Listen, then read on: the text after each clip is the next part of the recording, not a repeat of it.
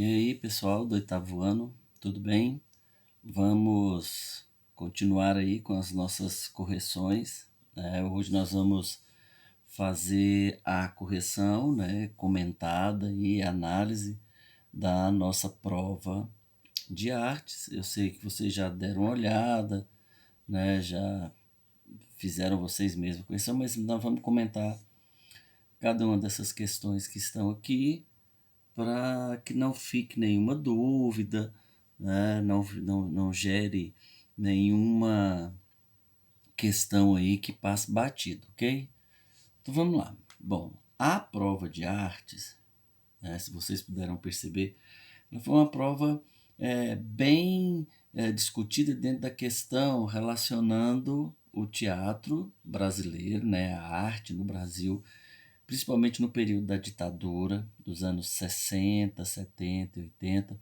As questões foram basicamente envolvendo esse momento da arte no Brasil. Então, a questão número 1, ela foi bem específica na questão de questionar o que aconteceu nos anos, né, da ditadura militar, a média de quantas peças foram proibidas pela censura, que era o órgão repressor, ou, como eles diziam, o órgão fiscalizador de condutas e bons costumes. Aquilo que não iria chocar a sociedade, aquilo que não ia deturpar alguma coisa na sociedade. Então tinha esse órgão, que era o órgão da censura, que era encarregado de fazer essa fiscalização, determinar o que poderia e o que não poderia ser visto no teatro, na televisão, no cinema, né, até mesmo na música. Então, a censura era esse órgão responsável. E como a alternativa já está mostrando, foram cerca de 400 peças, né, ao longo dos anos do período militar, que vai de 64 até 85, né, e nesse período, além de peças, novelas, filmes, né, programas de auditório no Brasil, foram duramente, como é que a gente diz, foram perseguidos e foram mutilados, como eles diziam. O que seria essa mutilação? É cortar várias partes, vários textos, várias expressões, aquilo que eles achavam que ia contra ou estava levantando bandeira contra o próprio regime militar. Então, aí seria a alternativa A cerca de 400 peças. Questão 2. Qual foi o espetáculo escrito pelo músico Chico Buarque que foi censurado no auge do regime? Então, foi Roda Viva. Então, a peça Roda Viva, ela se tornou um manifesto em prol da liberdade de expressão. Então, o Chico Buarque é músico, ainda está vivo, né, e na ativa, trabalhando, e na década de 60, né, e há 50 anos atrás, ele já era um músico consagrado, já participava de festivais e resolveu escrever um espetáculo, um musical. E esse musical foi censurado pelo texto, por aquilo que ele apresentava. Terceira, o teatro de arena foi uma forte voz da arte nos anos da ditadura, mas ele não resistiu por muito tempo. A pergunta é basicamente isso: quando ele foi criado e quando ele foi encerrado, porque ele começou bem antes, ele começou cerca de 10 anos antes de começar o regime militar no Brasil, e esse período de censura mais rígida, que foi os anos 60. Então, o teatro de arena, ele surgiu muito antes, mas ele não suportou a pressão, tanto que pouco mais, né, de 8 anos depois aí da criação, da implantação do regime militar, em 1972, ele foi fechado. Então, foi fechado o teatro, o espaço, né, o teatro de arena, bem como a ideologia, as ideias do teatro de arena, né, o que ele pregava como ações do teatro, né, era um teatro voltado para comédia, para textos irreverentes, não resistiu ao regime militar e fechou em 72. Né? Então, se ele foi 53 para 63, de 63 para 72, quase 20 anos de trabalho, né, e encerrou aí com a perseguição do regime. Questão 4. Augusto Boal ele foi responsável, então, pela difusão do teatro do oprimido, que nós já falamos aí, a questão B, né, o teatro do oprimido, que mostrava essa relação entre o público e aquilo que eles queriam ver, as peças que eles queriam assistir. Então, ele dava voz às classes menos favorecidas. Então, era o teatro do oprimido, que foi criado pelo Augusto Boal. Questão 5. Quando trabalhou no Teatro de Arena, Augusto Boal desenvolveu um estilo de teatro baseado num padrão de um mesmo ator, né? um mesmo grupo de atores interpretando o mesmo personagem. Então, um personagem tinha várias vozes, várias interpretações diferentes. Era chamado de sistema Coringa, né? Então era o Coringa.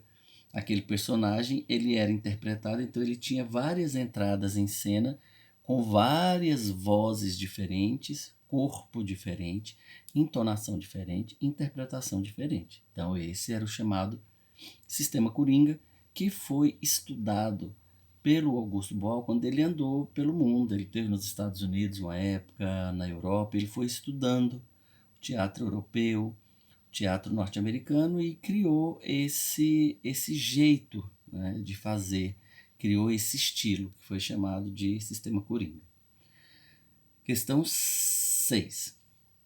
O palco não deveria ser uma imitação da realidade, mas sim revelar ao espectador que ali, sobre os tablados, se contava uma história com várias visões e interpretações, né? Quem fez essa reflexão sobre a arte foi o Bertold Brecht. Bertold Brecht, ele é considerado, né, um dos maiores dramaturgos do século XX, um dos maiores escritores para teatro do século XX.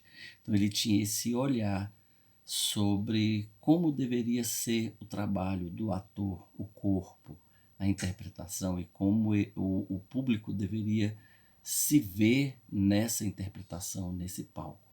Então, o Augusto Boal trabalhou muito essa questão dessa relação do palco e da plateia, né? Questão 7. Qual das técnicas abaixo foi uma das mais utilizadas pelo teatro do oprimido nos anos do regime militar? Teatro jornal. O que era o teatro de jornal, ou teatro jornal?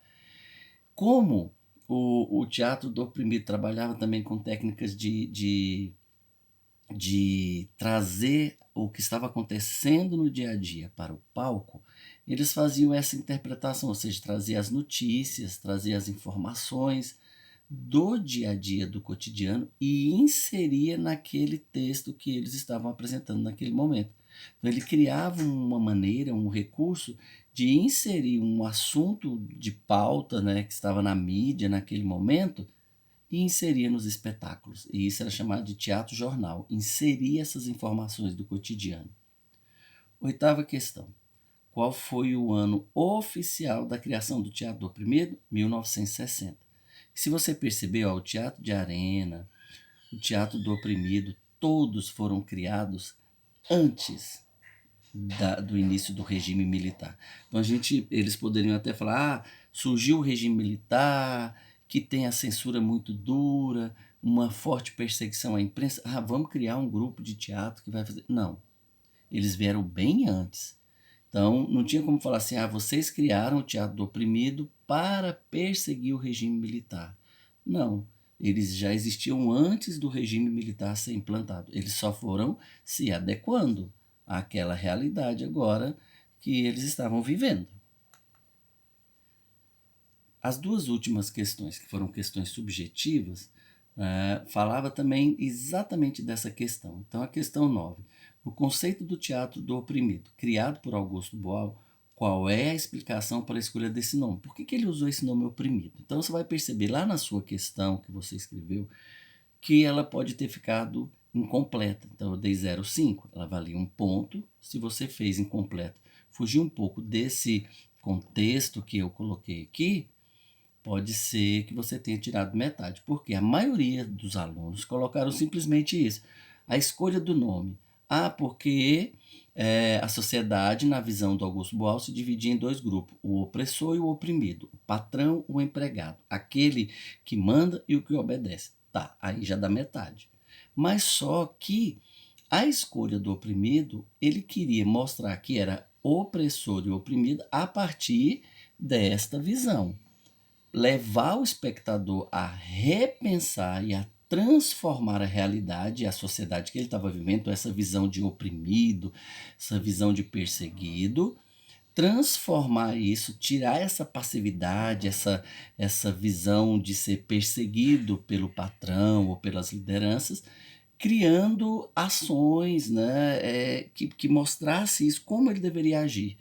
Então, o teatro do oprimido, além de mostrar que essa relação patrão-empregado, opressor e oprimido, a classe alta e a classe baixa, o rico e o pobre, mas ele mostrava para ele, olha, não adianta só você saber que você é perseguido, você precisa reagir. Você tem que deixar de ser essa pessoa passiva, acomodada, né, sempre pisada, sempre perseguida, e começar a transformar essa passividade em ação, tomar atitudes. E eles criavam personagens e histórias no palco que mostravam isso, essa relação, para que ele despertasse, nossa, é mesmo, eu estou sendo perseguido, eu preciso agir, eu preciso modificar essa maneira passiva minha de pensar o meio e a sociedade onde eu estou vivendo. Então, a resposta era um pouquinho mais profunda, não era tão superficial, né?